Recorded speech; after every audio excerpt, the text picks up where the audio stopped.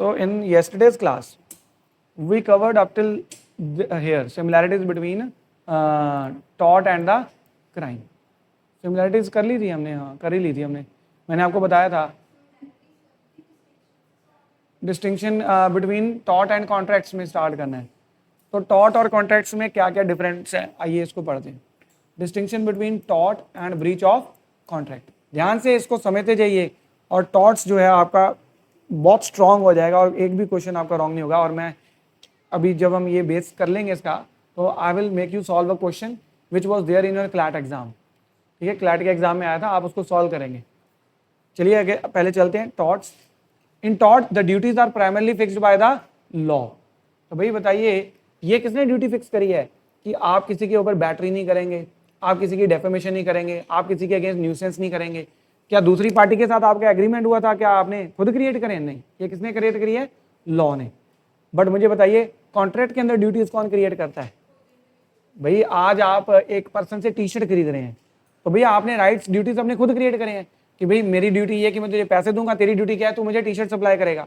आपने यहाँ पर एडमिशन लिया है राजेंद्रा लॉ अकेडमी में, तो अब हमारी ड्यूटीज हमने खुद क्रिएट की हैं. मेरी ड्यूटी है कि I will teach you and your duty is you will pay me the fees.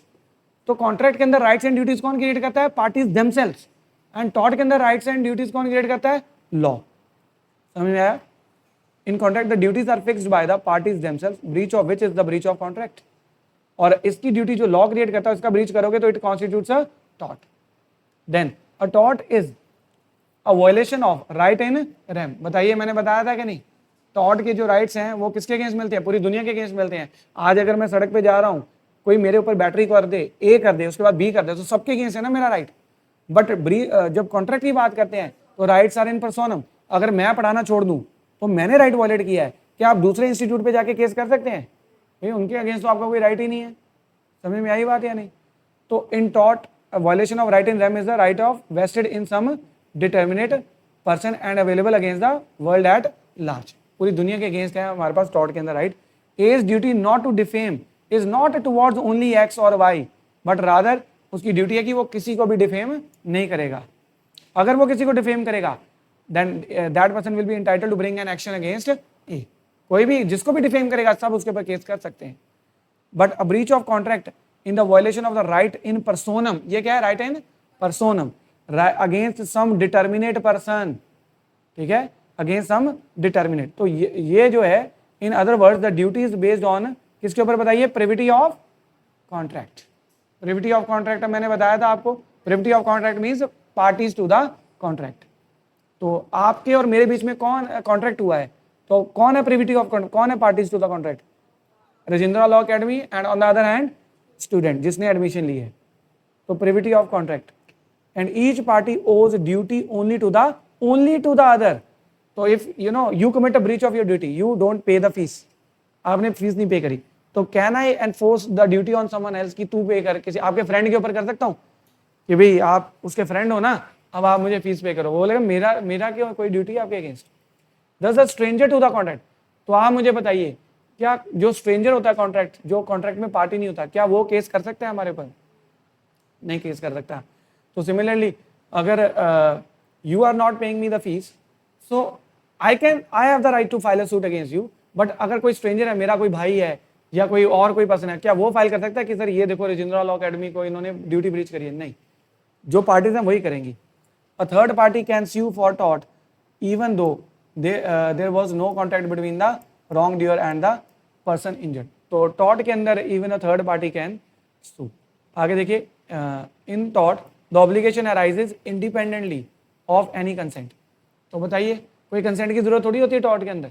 आज अगर मैं सड़क पे जा रहा हूँ, कोई पीछे से कार ठोक दे मेरी गाड़ी, तो क्या हम उसको कंसेंट देते हैं कि भाई अगर तू कल को ऐसा कुछ करेगा तो मैं तेरे ऊपर एक्शन लूंगा? नहीं, वो तो लॉ ने हमें राइट दिया है. बट यहाँ पर इन contract the obligation is founded on the, यहाँ पर तो हमने खुद राइट्स एंड ड्यूटीज अपनी कंसेंट से क्रिएट करी हैं. आपने यहाँ एडमिशन ली, मैंने आप यहाँ पर एडमिशन लिया आपने, तो राइट्स एंड ड्यूटीज ये हमने खुद क्रिएट करी है कंसेंट से अपनी. नहीं तो लॉ थोड़ी मुझे कहता है कि हमें हमारी ड्यूटी आपको पढ़ाना. कोई लॉ में लिखा है क्या? नहीं. बट ये राइट्स एंड ड्यूटीज हमने अपनी कंसेंट से क्रिएट करी है. आगे देखिए, इन टॉट motive may be taken into account while deciding a case if the motive was found and a wrong had been done to be a to avoid a greater evil, the defaulter might escape the liability. Intention is sometimes taken into consideration. तो टोट में motive भी कई बार ध्यान में रखा जाता है. Motive मतलब कारण. ठीक है, एक बंदे ने किसी का मर्डर कर दिया, तो कोर्ट ने पूछा what is the motive, what is the reason, क्यों मार दिया.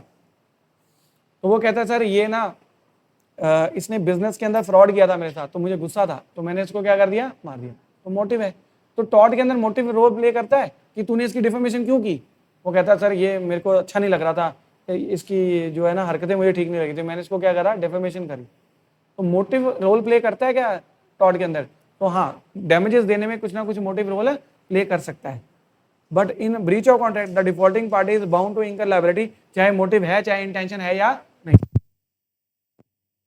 कर लिया, अब आपने टी शर्ट नहीं सप्लाई की, आप बोलो सर मेरी इंटेंशन नहीं थी, मैं भूल गया, सर आई फॉरगेट कि भाई मुझे सप्लाई करनी थी, मेरे माइंड से स्किप हो गया, तो इस डेट को मुझे टी शर्ट सप्लाई करनी थी. तो क्या उससे कोई डिफेंस मिलेगा आपको. Answer is no.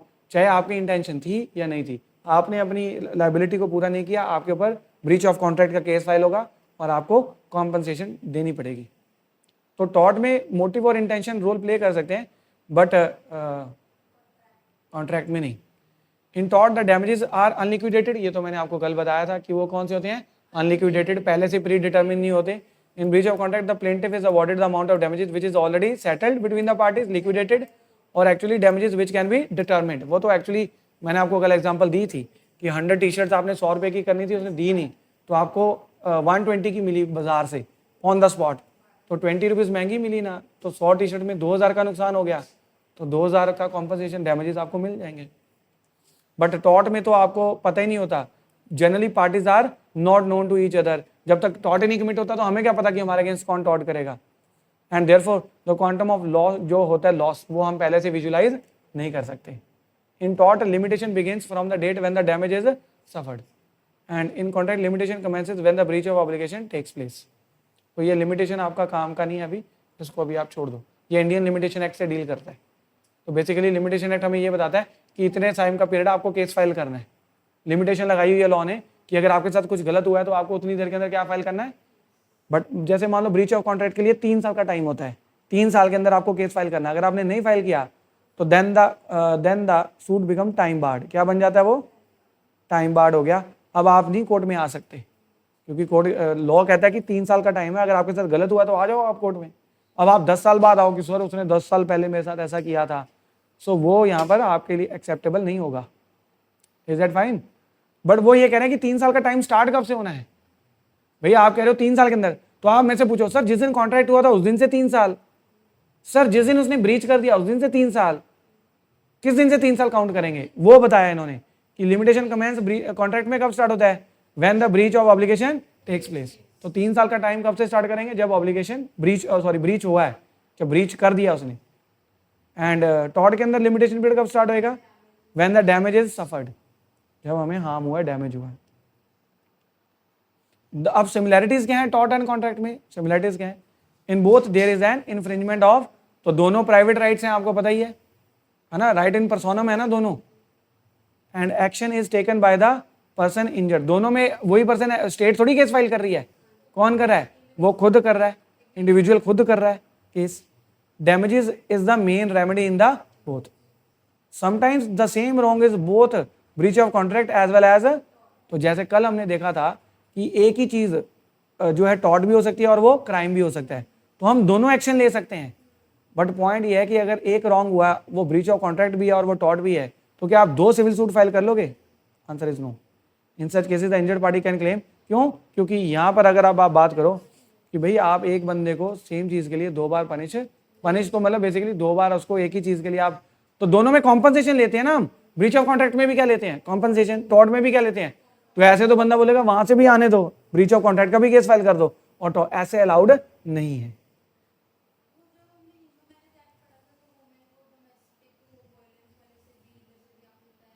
तो वो तो मेंटेनेंस का राइट है ना, मेंटेनेंस का राइट तो आप अवेल कर सकते हो. डोमेस्टिक वायलेंस एक्ट में ले लो, हिंदू हामा में ले लो, Hindu adoption and maintenance act में ले लो, हिंदू मैरिज एक्ट में ले लो आप, और इवन कि आप BNSS में ले लो,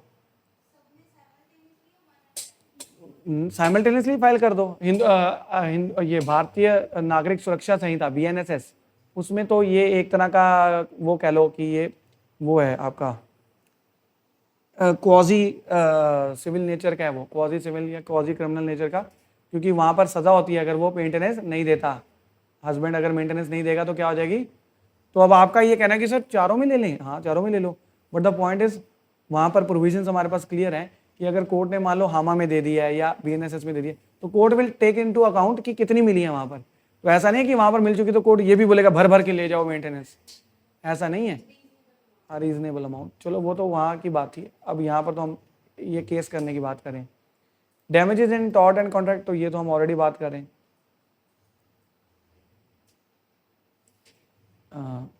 चलो ये एक चीज़ हम कर लेते हैं। Damages is the most important remedy. Damages are the pecuniary compensation which the law award to the person for injury he has sustained by the wrongful act. The general rule is that in fixing the sum to be given as damages, the court should as nearly as possible get to the sum of money which will put the aggrieved party into the same position in which that party would have been in. तो अगर breach ना होता contract का तो किस position में होता वो, उसको 10,000 में टी शर्ट मिल जाती कि नहीं 100, बट क्योंकि ब्रीच हो गया है तो अब उसको 12,000 में खरीदनी पड़ी 100 टी शर्ट्स। तो बताओ फिर डैमेजेस कितने देगा, उतने देगा जिसमें पार्टीज को उन्हीं पोजीशन में डाला जा सके जिनमें वो होते अगर वो ब्रीच ना होता। तो बेसिकली कितने डैमेजेस मिलेंगे, 2,000 मिलेंगे। 2,000 दे दो तो उसी पोजीशन में आ जाएगा या नहीं आ जाएगा, बोलो। तो मेन ठीक है, it has not sustained the wrong for which is getting the compensation. The basic principle for measure of the damage in tort, tort के अंदर कैसे मेजर करते हैं हम damages in contract, is that there should be restitution. ये मैं इसको note down कर सकते हो, रेस्टिट्यूयो इन इंटेग्रम, मतलब restitution to the previous position.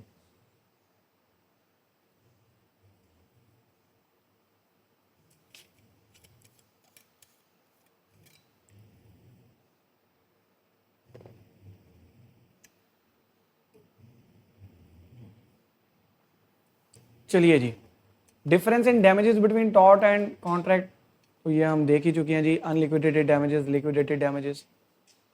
Intention is essential element in tort के अंदर इंटेंशन काम की हो सकती है, बट ब्रीच ऑफ कॉन्ट्रैक्ट में इंटेंशन किसी काम की नहीं है, बस ब्रीच कर दिया तो कॉम्पनसेशन मिलेगी। In contract damages are only a compensation, in tort to property they are the same. When an absolute right is infringed the plaintiff is awarded nominal damages. तो बेसिकली टॉर्ट में कई बार nominal damages award करता है court, कई बार exemplary मतलब example set करने के लिए, और कई बार कोर्ट नॉमिनल डैमेजेस देता है court, depending upon the circumstances. तो लिखा है ना, there is no such distinction as nominal and exemplary damages in contract. Contract में ऐसा कुछ नहीं है कि नॉमिनल देने या एग्जाम्पलरी देने, जितना लॉस हुआ उतना दे देंगे, बट टॉर्ट के अंदर कई बार कोर्ट नॉमिनल डैमेजेस दे देता है और कई बार exemplary. Disability to sue and to be sued in India, चलिए बताइए टॉर्ट के लिए, टॉर्ट के केस में कौन सू कर सकता है कौन नहीं कर सकता, नहीं वही देखना। माइनर कर सकता है क्या, एक माइनर कॉन्ट्रैक्ट नहीं कर सकता। माइनर के साथ किए गए कॉन्ट्रैक्ट्स क्या होते हैं, void ab initio, section 11 of the Indian contract act. Agreements with the minor are void ab initio. मुझे बताइए, चलो मैं आपसे बहुत इंटरेस्टिंग क्वेश्चन पूछता हूँ, माइनर के बारे में मुझे याद आ गया। अब आपसे मेरा क्वेश्चन ये है कि माइनर को अगर गिफ्ट दिया है तो क्या, जैसे सपोज करो A gifted his property to M minor, अब गिफ्ट भी तो एक कॉन्ट्रैक्ट ही है, one party is giving property to someone else. नहीं तो मैं बोला माइनर को दिया गिफ्ट, तो क्या ये गिफ्ट जो माइनर को दिया क्या ये वैलिड है या वॉइड एब इनिशियो है?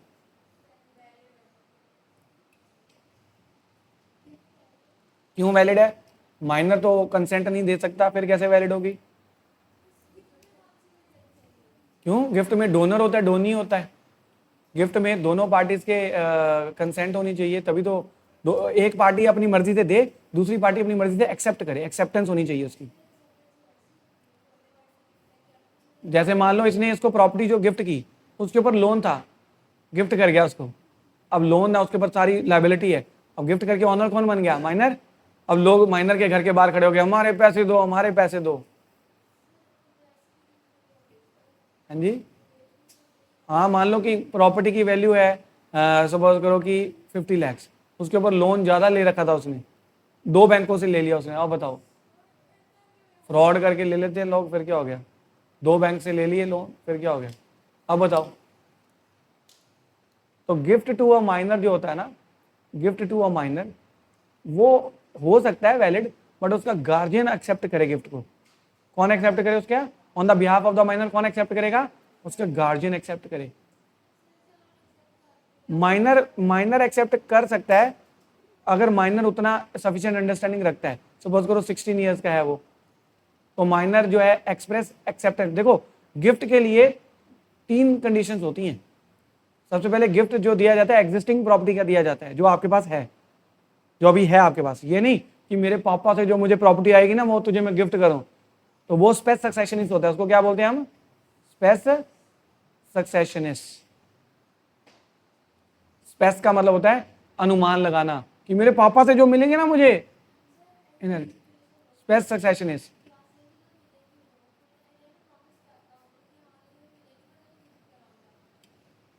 ये अलाउड ही नहीं है, ये वैलिड ही नहीं होता।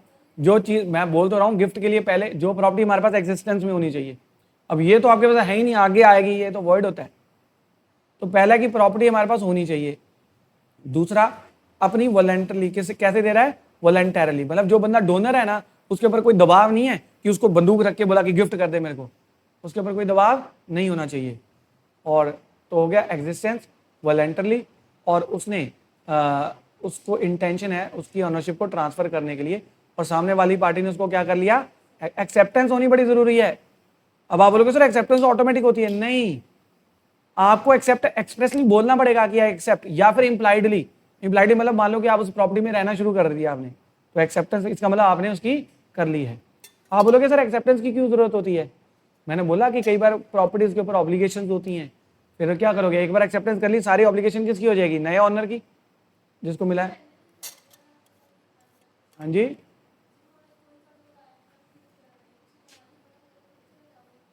तो फिर टाइम है ना, आपको कौन सा तुरंत एक्सेप्ट करना होता है। जो गिफ्ट होता है ना, पर वो ये बोले कि मेरा गिफ्ट बस 10 मिनट के लिए वैलिड है, हाँ तो ठीक है फिर, बस ठीक है फिर, वो आपका रिस्क है। हाँ रिस्क है, अगर उसने बोला ठीक है। और चलो मैं, अब मेरी बात सुनो, अगर मैं आपसे बात करूं कि कॉन्ट्रैक्ट अगर एक माइनर के साथ किया जाए, क्या वो वैलिड है या वॉइड है, वो वॉइड होता है, वो वॉइड एब इनिशियो होता है। माइनर के साथ किया गया कॉन्ट्रैक्ट क्या होता है, वॉइड एब इनिशियो। माइनर को किया गिफ्ट, तो ये डिपेंड करता है कि उसके बिहाफ पे गार्जियन एक्सेप्ट कर ले, या माइनर एक्सेप्ट करे एक्सप्रेसिव, बट माइनर तो कॉम्पिटेंट नहीं होता, गार्जियन करे, या माइनर जो आपके ऑनरस गिफ्ट्स होते हैं, या non onerous, sorry non onerous, non onerous gift कौन से होते हैं, ऐसे गिफ्ट जिनके ऊपर कोई ऑब्लिगेशन नहीं है, नॉन ऑनरस। और ऑनरस गिफ्ट कौन से होते हैं, जिनके ऊपर कोई ना कोई ऑब्लिगेशंस होती हैं। हाँ तो उसका कोर्ट अपॉइंटेड गार्जियन कोई तो होएगा ना, गार्जियन, नेचुरल गार्जियन ना होए, कोई तो गार्जियन होगा ना उसका, ठीक है, या तो वो अपना कोर्ट से गार्जियन अपॉइंट करवाए और गिफ्ट एक्सेप्ट करवाए, क्योंकि गार्जियन। अच्छा एक चीज मैं आपसे पूछता हूँ कि अगर माइनर ने मॉर्टगेज कर दी अपनी प्रॉपर्टी और दूसरे बंदे से बोला कि मुझे लोन दे दे, गिरवी रखना होता है ना, मॉर्टगेज का मतलब गिरवी रख दिया, उससे लोन ले लिया। मोरी बीबी वर्सेस धर्मोदास घोष पढ़ा था ना, मोरी बीबी वर्सेस धर्मोदास घोष पढ़ाया था कि नहीं पढ़ाया था। उसमें एक माइनर ने क्या किया था, उसको मिस रिप्रेजेंट करे, मान लो मिस रिप्रेजेंट करे कि मैं मेजर हूँ, मान लो मेजर हूँ, वो कहता है मैं कौन हूँ, मेजर हूँ। क्योंकि अगर उसको पहले ही बता दे कि मैं माइनर हूँ तो वो कभी करेगा ही नहीं उसके साथ एग्रीमेंट, क्योंकि उसको पता है कि वो क्या है, वॉइड एब इनिशियो। तो माइनर ने मॉर्टगेज करी अपनी प्रॉपर्टी मनी लेंडर को, और माइनर को उसने अपने कागज दे दिए प्रॉपर्टी के, बदले में लोन ले लिया। अब जब लोन ले लिया तो अब ये लोन वापस नहीं कर रहा, इंटरेस्ट भी नहीं दे रहा, तो यहाँ पर अब मनी लेंडर ने केस किया कि सर मेरे को इंटरेस्ट दिलवाओ इससे, जो इसको बोलो कॉन्ट्रैक्ट पूरा करे, कॉन्ट्रैक्ट हुआ है कि नहीं हुआ, मेरे लोन की वैल्यू वापस दे, कॉन्ट्रैक्ट पूरा करे।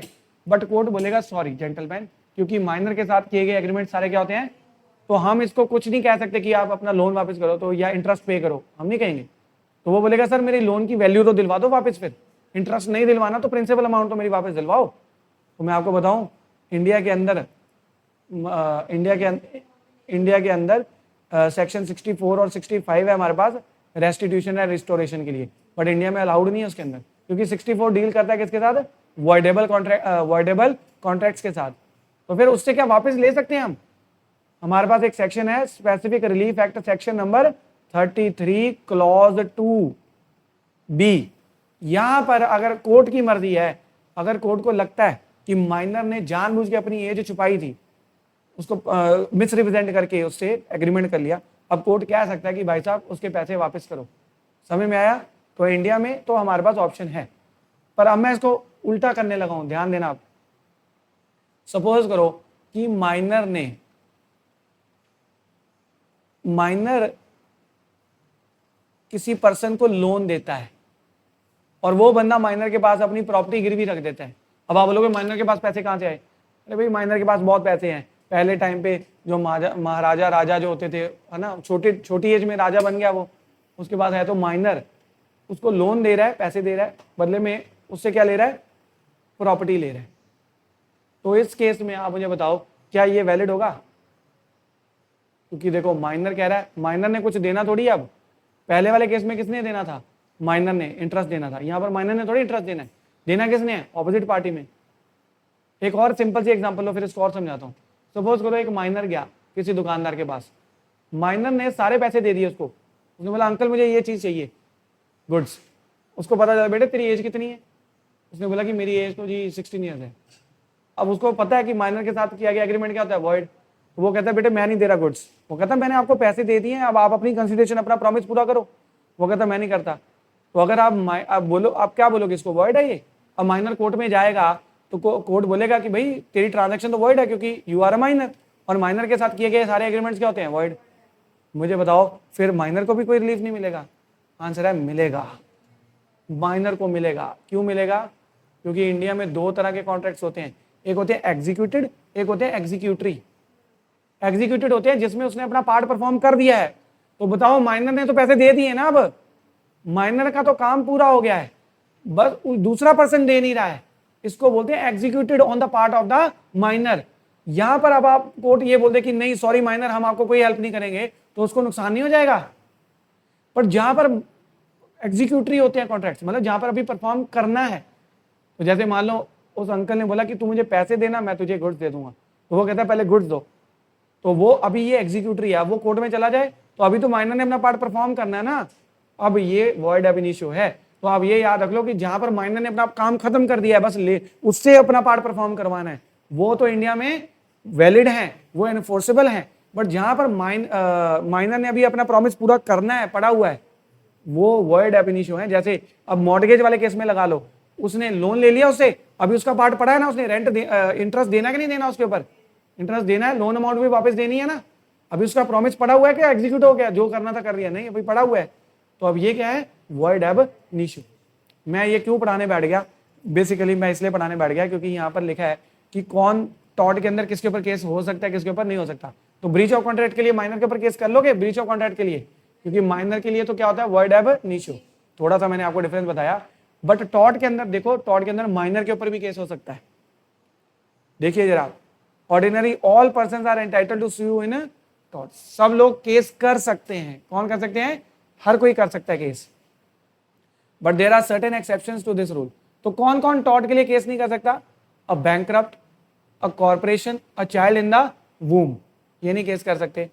अ convict in India unlike England may sue. India में अगर एक बंदा मान लो दोषी है, उसको सजा हो रखी है, तो क्या वो भी केस कर सकता है टॉर्ट के लिए कि सर मेरे ऊपर केस हुआ है? आंसर इज यस, वो सू कर सकता है। इंग्लैंड में नहीं कर सकता। जो बंदा सजा काट रहा है, जो दोषी है, वो केस नहीं कर सकता टॉर्ट के लिए। मान लो जेल के अंदर उसको किसी ने बैटरी कर दी, तो क्या वो उसके लिए केस कर सकता है कॉम्पनसेशन? इंडिया में तो कर सकते हैं ना बेटे। A bankrupt may sue for personal wrongs in India unlike England an action in tort by one spouse against the other is maintainable. तो देख लो इंडिया में एक स्पाउस दूसरे स्पाउस के ऊपर टॉर्ट का केस कर सकती है, बट इंग्लैंड में नहीं। तो हस्बैंड वाइफ, सपोज करो हस्बैंड ने वाइफ के ऊपर कोई टॉर्ट कर दिया, मान लो बैटरी कर दी, तो क्या वाइफ क्लेम कर सकती है हस्बैंड से? Answer is yes. A corporation can sue for liable affecting it's property. चलो अच्छा ये भी देखो, an infant can sue for tort. Infant मतलब बच्चा भी, माइनर भी केस कर सकता है टॉर्ट के लिए। हालांकि वो खुद नहीं करेगा, करेगा अपने नेक्स्ट फ्रेंड्स के थ्रू, अपने गार्जियन के थ्रू करवाएगा, बट कर सकता है कि नहीं कर सकता? Who cannot be sued? There are certain classes of people who cannot be sued। कौन कौन, किसके किसके ऊपर केस फाइल नहीं हो सकता टॉर्ट का? बताइए। फॉरेन सॉवरेंस, तो फॉरेन का कोई आया प्राइम मिनिस्टर, प्रेसिडेंट, उनके ऊपर आप केस नहीं कर सकते। फॉरेन के एम्बेसडर्स के ऊपर नहीं कर सकते।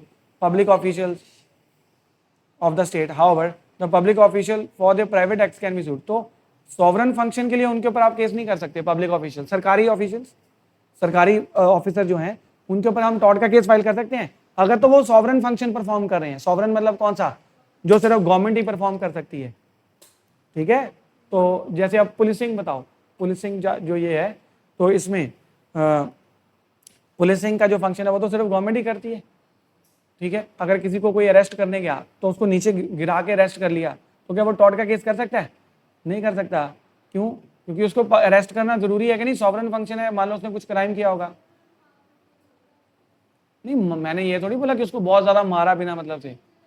भाई अब बैटरी तो यही होता है, यूज ऑफ फोर्स, तो फोर्स तो यूज करना पड़ेगा जब अरेस्ट करने जाओगे, करना पड़ेगा। एक्स्ट्रा तो जस्टिफाइड नहीं है ना, एक्स्ट्रा फोर्स जस्टिफाइड नहीं है। State can not be sued for non sovereign functions, can be sued for non sovereign. तो नॉन सॉवरन कौन से होते हैं? जो प्राइवेट भी कर सकते हैं। जैसे अब मान लो बस, पंजाब रोड ट्रांसपोर्ट है ना, तो प्राइवेट भी लोग तो बस चला रहे हैं, तो ये ट्रांसपोर्टेशन बसेस का जो पब्लिक ट्रांसपोर्ट का सिस्टम है, ये सॉवरन है या नॉन सॉवरन है? नॉन सॉवरन है, प्राइवेट भी तो कर सकते हैं ना। तो अगर पंजाब रोडवेज की बस किसी में टक्कर मार दे, नेग्लिजेंस करके टक्कर मार, तो टॉर्ट के अंदर कॉम्पनसेशन ले सकते हैं कि नहीं ले सकते? ले सकते हैं हम। क्यों नहीं ले सकते? क्योंकि वो कौन सा फंक्शन है? Non sovereign. An infant in general, मुझे बताइए एक बच्चे के ऊपर टॉर्ट का केस फाइल हो सकता है? Yes, an infant is liable for his torts in the same manner as an adult. Knowledge or malice is an essential ingredient of the liability. Infancy can be a defense. तो ये तो हम आगे जाके देखेंगे, ठीक है। और lunatic और drunkard can be made liable. तो अगर हम बात करेंगे कॉन्ट्रैक्ट एक्ट के अंदर, तो एक lunatic के ऊपर हम lunatic को हम कॉन्ट्रैक्ट नहीं कर सकते। एक पागल बंदे के साथ कॉन्ट्रैक्ट हम नहीं कर सकते, और इंटॉक्सिकेटेड बंदे के साथ भी हम नहीं कर सकते, जो बहुत ज्यादा इंटॉक्सिकेटेड है at the time of making the contract. चलो ये भी हो गया क्लियर। चलिए जी, अब हमारा मेन पार्ट स्टार्ट हो रहा है। अब आपका बेस बन गया है कि what is the difference between tort and crime, tort and breach of contract. Now let's start with the main discussion of the torts. भाई टॉर्ट मेरे साथ हुआ है, मुझे क्या प्रूव करना पड़ेगा कोर्ट के अंदर? तो आप असेंशियल एलिमेंट्स लिखिए टॉर्ट के। Essential elements of tort. Number 1, there must be a wrongful act or omission on the part of the defendant. तो देखो, प्लेंटिफ होता है जिसके साथ गलत हुआ है, डिफेंडेंट होता है जिसके अगेंस्ट हुआ है गलत, जिसने किया है, सॉरी। जैसे टॉर्ट फीजर, जिसने गलत किया है, और प्लेंटिफ है जिसके अगेंस्ट गलत हुआ है। समझ में आई? तो हम क्या देखेंगे जी कि कुछ गलत एक्ट किसने किया हो? डिफेंडेंट ने किया हो। डिफेंडेंट ने कुछ गलत एक्ट किया हो। क्या एक्ट किया हो? रॉन्गफुल एक्ट या फिर omission on the part of the defendant. तो जो डिफेंडेंट है, जो टॉर्ट फीजर है, उसने रॉन्गफुल एक्ट या ओमिशन की है। किसके अगेंस्ट की है बताइए? प्लेंटिफ के अगेंस्ट की है उसने। उस एक्ट जो डिफेंडेंट ने एक्ट किया, जैसे अब मैं आपको बताता हूं एक्ट क्या है। जैसे मान लो डेफेमेशन कर दी मैंने किसी की, तो बताओ ये रॉन्गफुल एक्ट है या नहीं? बताओ, है ना। मान लो मैंने किसी के साथ न्यूसेंस कर दी, न्यूसेंस, मैं उसके घर में, उसके घर के पास कचरा फेंक रहा हूँ जाके, तो बताओ ये न्यूसेंस हुई या नहीं हुई? ठीक है, तो मैंने रॉन्गफुल एक्ट कर रहा हूँ या नहीं कर रहा? मैं कर रहा हूँ रॉन्गफुल एक्ट। किसी में गाड़ी ठोक दूं मैं, ये रॉन्गफुल एक्ट है। ओमिशन क्या है? ओमिशन, जो मेरी ड्यूटी थी वो मैं कर नहीं रहा, और उस ओमिशन की वजह से दूसरे बंदे को क्या हो गया है? दूसरे बंदे का राइट वायलेट हो गया है। तो पहला कंडीशन है कि there must be an act और ओमिशन, ये तो होनी चाहिए, एक्ट या ओमिशन होनी चाहिए। दूसरा है कि उस एक्ट या ओमिशन से क्या होना चाहिए? Legal damage. लीगल डैमेज का मतलब क्या होता है? लीगल डैमेज का मतलब वायलेशन ऑफ द राइट, मतलब लीगल डैमेज होना चाहिए। एक होता है कि जो नॉर्मल डैमेज हुआ है आपको, कि मान लो कोई पैसों का नुकसान हो गया, बट कोई राइट वायलेट नहीं हुआ। तो मेन चीज क्या क्या होना चाहिए? लीगल डैमेज, मतलब कोई राइट वायलेट होना चाहिए। किसका राइट वायलेट हुआ है? लीगल डैमेज किसको हुआ है? प्लेंटिफ को। तो मतलब उसके रॉन्गफुल एक्ट की वजह से, डिफेंडेंट के रॉन्गफुल एक्ट की वजह से प्लेंटिफ को एक लीगल डैमेज हो गया। थर्ड देखिए, some legal remedy in the form of action for damages must be available. तो उसके पास अब क्या रेमेडी है? उभी जैसे भी रेमीडियम बताया था ना कल, where there is a right there is a remedy. तो जब उसके रॉन्गफुल एक्ट की वजह से प्लेंटिफ को एक लीगल डैमेज हो गया, उसका राइट वायलेट हो गया है, तो उसके पास अब क्या कोई लीगल रेमेडी है? यस, लॉ ऑफ टॉर्ट में क्या लीगल रेमेडी है? डैमेजेस क्लेम करेगा, लेगा कि नहीं लेगा? कॉम्पनसेशन लेगा या नहीं लेगा? लेगा। चलिए इसको पढ़ते हैं हम। अब हम वन बाय वन पढ़ते हैं। व्हाट इज एन एक्ट और what is an omission? In order to make a person liable for a tort he must have some done some legal wrong, that is उसके act की वजह से कुछ legal wrong होना चाहिए, जैसे कि it violets the legal rights of the another person, जैसे कि वो क्या करे, वो दूसरे के घर में घुस गया विदाउट परमिशन, तो वो ट्रेसपास है। तो मुझे बताओ दूसरे बंदे का लीगल राइट वायलेट हो गया कि नहीं? आपके घर में मैं अगर घुस जाऊं आपकी परमिशन के बगैर तो ट्रेसपास है ना, तो लीगल राइट वायलेट हो गया। मैं डेफेमेशन कर दूं आपकी तो आपका लीगल राइट वायलेट हो गया। एन एक्ट इज रॉन्गफुल, एक एक्ट को हम रॉन्गफुल कब बोलेंगे? जब उस एक्ट की वजह से any of the three rights of the person is violated. कौन से? अगर हम उस एक्ट को रॉन्गफुल कब बोलेंगे? जब उस एक्ट की वजह से तीन चीजें हो जाए, दोनों तीनों में से कुछ हो जाए, कि उस पर्सन की गुड रेपुटेशन हार्म हो जाए, प्रॉपर्टी के ऊपर मान लो किसी की प्रॉपर्टी में ठोक दिया आपने जाके, या फिर उसकी बॉडीली सेफ्टी मतलब असॉल्ट बैटरी कर दिया आपने। The wrongful act is if a merely religious wrong, social wrong. अब जैसे मान लो कि आपने जो काम किया वो लीगल रॉन्ग नहीं है बट एक मॉरल रॉन्ग है। मॉरल रॉन्ग क्या है? मॉरल रॉन्ग ये है कि मान लो कि आपने एक भूखे को खाना नहीं खिलाया, भूखे को खाना नहीं खिलाया, उस वजह से बेचारा इतना बीमार हो गया और हॉस्पिटलाइज हो गया, उसको कितनी प्रॉब्लम हुई। तो बताओ ये मॉरल रॉन्ग है या लीगल रॉन्ग है? किसी को खाना ना खिलाना मॉरल रॉन्ग है, ये लीगल रॉन्ग कैसे हो गया? लॉ ने तो कोई हमारे पर ड्यूटी नहीं लगाई कि हम सबको खाना खिलाएं। तो अगर आपका जो रॉन्ग है वो सिर्फ मॉरल रॉन्ग है तो फिर हम उसको टॉर्ट नहीं मानते हैं। जैसे failing to help a starving man, भूखा इंसान को आपने खाना नहीं दिया, या फिर failing to save a drowning child, एक बच्चा डूब रहा था आपने उसको नहीं बचाया, तो आपने ओमिशन की है। क्या किया आपने?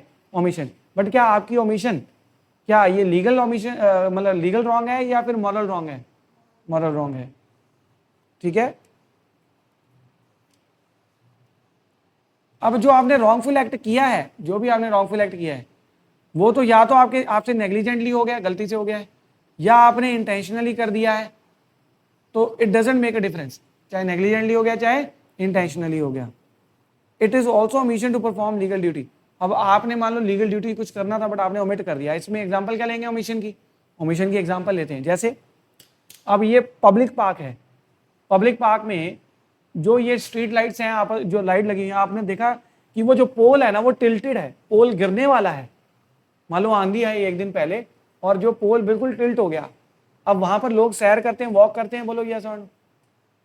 तो आपको नहीं लगता कि ये ड्यूटी है म्युनिसिपल कॉर्पोरेशन की कि पब्लिक प्लेसेस में अगर कुछ ऐसा डेंजरस चीज है जो लोगों के सेफ्टी के लिए खतरा बन सकती है, तो फिर पब्लिक ये कॉर्पोरेशन को, म्युनिसिपल कॉर्पोरेशन को उसको जो पोल है उसको सही करना चाहिए, किसी के ऊपर गिर ना जाए। बोलो यस और नो, समझ में आई? पर अब उन्होंने ओमिशन कर दी, उन्होंने ध्यान नहीं रखा। जैसे मैं एक रियल एग्जांपल बताता हूँ, केस आएगा यहाँ पर हम पढ़ेंगे। ठीक है। हुआ क्या, दिल्ली के अंदर चांदनी चौक में एक क्लॉक टावर है। क्लॉक टावर था, जैसे लुधियाना में भी है क्लॉक टावर, है ना। क्लॉक टावर था, पुराना हो गया बहुत ज्यादा, अंग्रेजों के टाइम का बना हुआ था। उसका सीमेंट जो है वो भी मतलब बिल्कुल ही लूज हो गया, सीमेंट भुरने लग जाता ना सीमेंट, मतलब ऐसे अपनी प्रॉपर्टीज छोड़ देता है वो। अब मतलब वो जो क्लॉक टावर है, that means it is in a dilapidated condition, dilapidated decrepit condition. Decrepit condition मतलब वो बहुत ही उस हालत में है कि टूटने वाला है। अब मुझे बताओ लोग वहां पर जाएंगे आएंगे, किसी दिन वो नीचे गिर गया तो लोगों के ऊपर ही गिरेगा ना। तो फिर ये किसकी ड्यूटी है कि ये पब्लिक प्लेस जो है ये इसको मेंटेन करके रखे?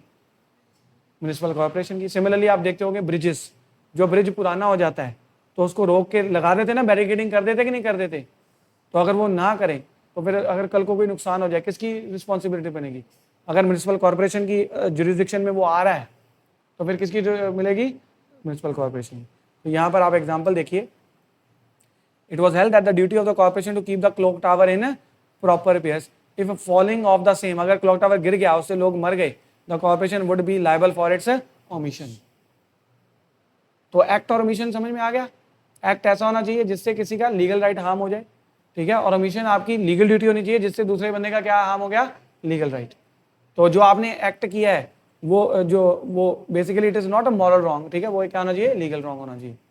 सेकंड क्या है, आपके रॉन्गफुल एक्ट की वजह से या रॉन्गफुल ओमिशन की वजह से उस पर्सन को क्या होना चाहिए?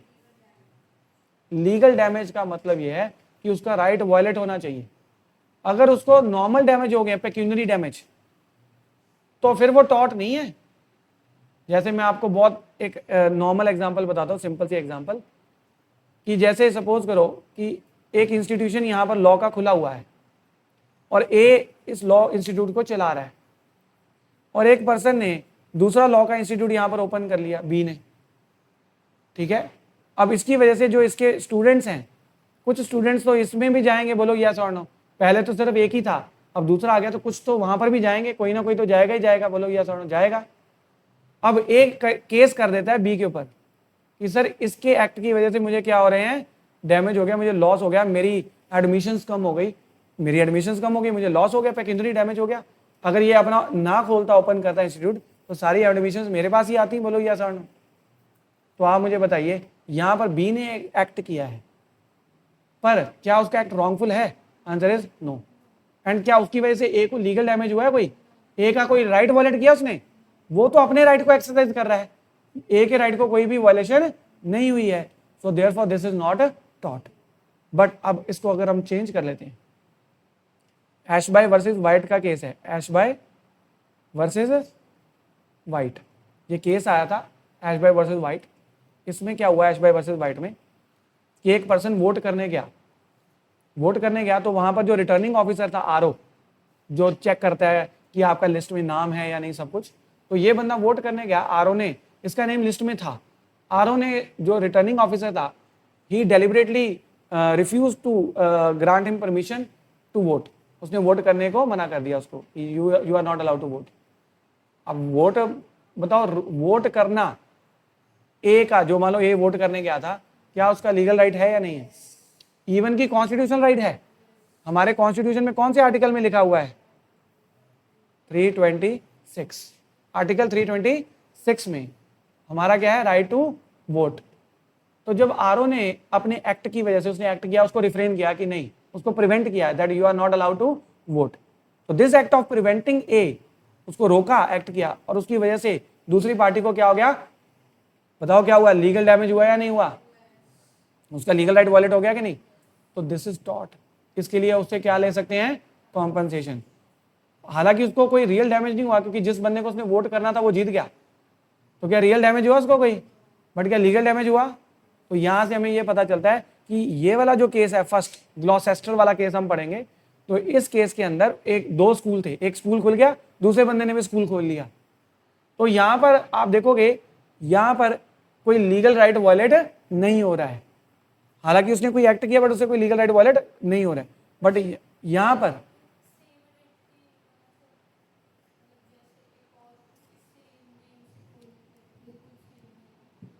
तो सेम नेम से खोले, वो तो चैलेंज करेगा है ना उसको। बट टॉट का नहीं है वो, तो आप कहोगे कि भाई नेम मेरा जो है, वो मेरा नेम यूज कर रहा है, ट्रेडमार्क जो है या नेम जो है, अब वो उसके लिए आप केस कर सकते हो कि भाई मेरा नेम यूज नहीं कर सकता ये। बट आप ये थोड़ी बोलोगे कि इसको बोलो बंद कर दे।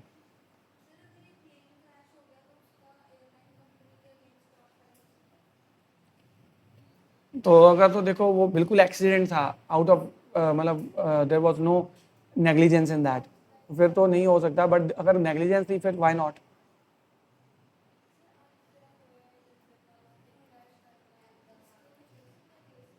बिल्कुल, अगर नेग्लिजेंस है तो क्यों नहीं हो सकता?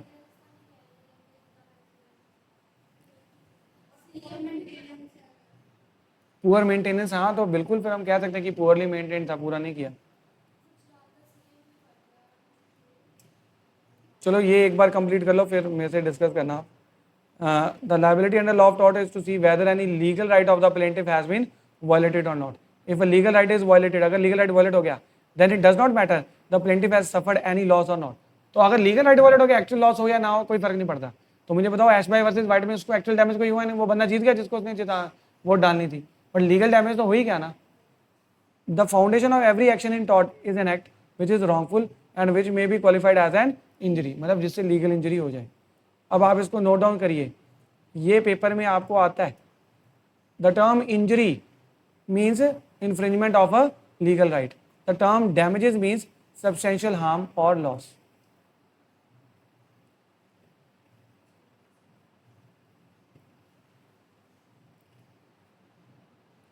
डेमनम साइन इंजूरिया, एक होता है इंजूरिया साइन डेमनम। ये ना बेस है पंजाब यूनिवर्सिटी एंड क्लैट में, ये सबसे पहले ये क्वेश्चन आएगा अगर क्लैट में आएगा, what is injuria sine damnum and what is damnum sine injuria. Injuria का मतलब होता है violation of a legal right और डेमनम का मतलब होता है सब्सटेंशियल हार्म। तो जैसे ये वाला जो केस ऊपर मैंने आपको करवाया, इसमें डैमेज तो हो रहे हैं, डेमनम तो है, बट इंजूरिया है क्या? क्या वायलेशन ऑफ लीगल राइट है? नहीं।